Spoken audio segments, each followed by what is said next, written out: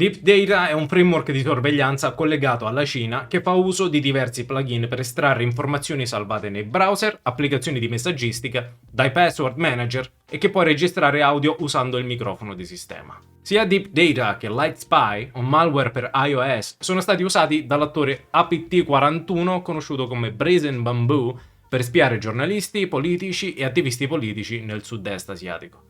Venerdì scorso Deep Data ha preso come bersaglio il client di Windows VPN di Fortinet per estrarre utenze, password e altre informazioni dalla memoria dei processi usando una vulnerabilità Zero Day. Non cliccare sui link delle mail sospette, soprattutto se sono in mandarino.